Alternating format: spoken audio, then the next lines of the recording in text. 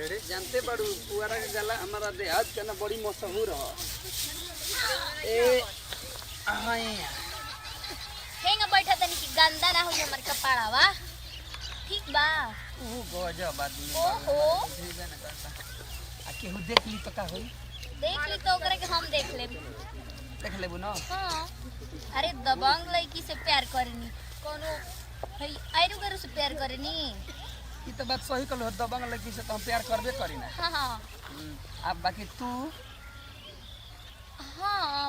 हम प्यार करी एगो चिरकुट लड़का से जरा में थोड़ा भी छोड़ा रहे देना का तो हम चिरकुट लगत है ना दबंग लड़का। मतलब डरपोक लड़का से प्यार करनी। डरपोक लड़का से वो ऐसा ऐसा लागे लो बात करे हम डरपोक हनी। पहले गोड़ा ठीक से करो। हां आ की कनी हां का ई हई कबो देखले रहलू ह हई ना पुआरा एगो गाना गौल रहन हो पांडे जी रितेश पांडे की छोटो की धराइल भी पुआरा के गाला में याद आ गई कितना मस्त लागेला ना। अच्छा रितेश भैया के गाना कहत रही। हां रितेश भैया गाना कहत नहीं जानलू ऊ तो सिंगर सन के कुछ गावेला सुन जानते बानी ना। अच्छा वो गाना में कैसे रहे हो? अरे गरम भइला पश्चिम टोली अरे दादा चली जाई गोली कहीं रहुओ गाँव मत गरम हो जाओ तो गोली चलावे ना हमनी के अरे काटे सब रहो। की हो जाने गोइल हमनी के मोहल्ला में आ छोटा की धराइल बिया पुआरा के गला में ना। बड़ा मस्त गावत हो, लागत है कि ड्यूट गा लेबो तू। ना गावे ना आवेला ना तो गोइती जानत नहीं थी। हम तो सोचल ही ना कैसन हमर गर्लफ्रेंड मिल के गावे बोली कि हम संगे संगे गाइब त हमर के अरे हम बानी नु गा लेबू। I am all rounder. ये तो ना बड़ी अच्छा एक बात बताई। हां बोलो। हम सोचत नहीं कि पुअरवा के गला में कहिए तक मिलन रहुआ से शादी वादी नहीं करे काम आगे तो तारा से प्यार करे बनी बर्बादी करे खातिर का? तो फिर हम शादी करो। जानत तारू शादी करो कब इसे कपार पर मोर ना लेम पर मतलब कहावत में कुछ सुन ले कि कपार पर मोर आ जाई लौर। हमरा कहावत समझ में ना आवेला ठीक बा। हमरा के गोल गोल ना घुमाइनी सीधा सीधा बोली का कहत कहे के मतलब कि तारा शादी करम जानलू आ धीरे धीरे चाहत न कमाइए बाबूजी के तने राजी कर ली धीरे धीरे। ओहो हां कि अच्छा एगो बात बताई अगर और माई बाबूजी के हम ढेर पैसा दे देन त मान ना जइलो हमरे शादी करावे खातिर। बिल्कुल अपने मेरा रोज जहर दे के मुंह दे मर जाई हमरे से हमारे साथ रहे। ओ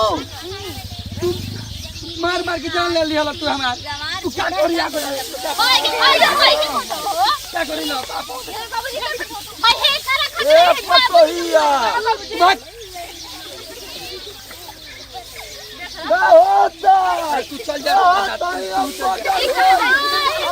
हो तारा बाइक बता बोली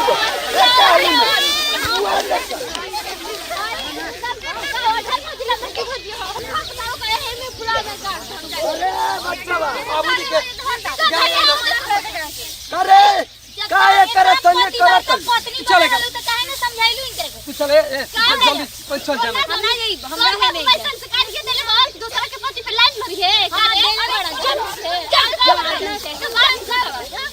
Hey, stop it!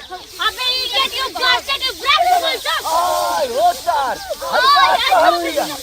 तारो समय होता तू इंडिया कोई लाया नहीं भाभी लाई है भाभी ने ठीक कर दिया है अरे पड़ा लवाई हां क्या कहती है इष्ट बिंदी बिष्ट मारत चल मुआर दे इंग्लिश वाली लाई वाह लुका तवंगा सुहानी में घुस जा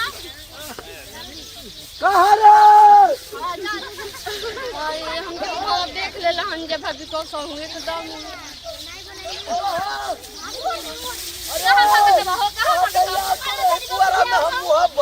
खत्म कर दे बहुत सर कहा चाहिए खत्म हो गया चप्पल दे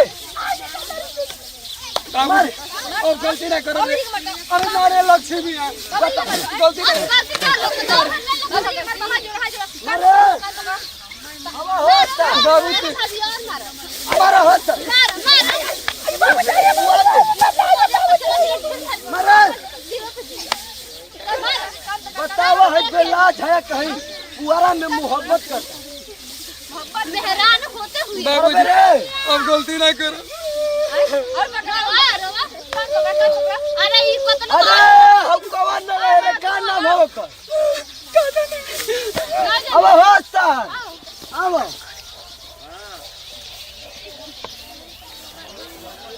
नमस्कार प्रणाम सब उस समाज की गोट से गोट ये वीडियो पसंद लगे तो शेयर कर सब्सक्राइब करिए कमेंट करके बताएं कि वीडियो कैसा लगा देख लीजिए हमारी भैया हो ना के पूरा में चुप रहा ना नमस्कार प्रणाम हम गायक अखिलेश राज भोजपुरिया गोड़ छो गोड़ लगती सब प्यार दुलार बनौले बन हिचरे बनौले रही आ ज्यादा का कहीं मेहनत करता नहीं जा वो सब दे ऐसे ही फनी वीडियो जात रही आ देख ली कि ई कहानी में करतनी बड़ी गलती करतनी तो एकरा के सुझाव खातिर के सुधार देता नहीं जा तू का सुधार करब यही पुआरा में लेके उलटी जा बीमारी में पड़ल हव तो हर प्यार मोहब्बत खत्म कर दब चप्पला वाला मारत हो वही में सलाई बार जो हक जेंगे दोनों जना लहका दिन तोहरे के चुप रहना वीडियो से दी विदाई अगला वीडियो में फिर मिलल जाई जय हिंद जय भारत जय भोजपुरिया समाज।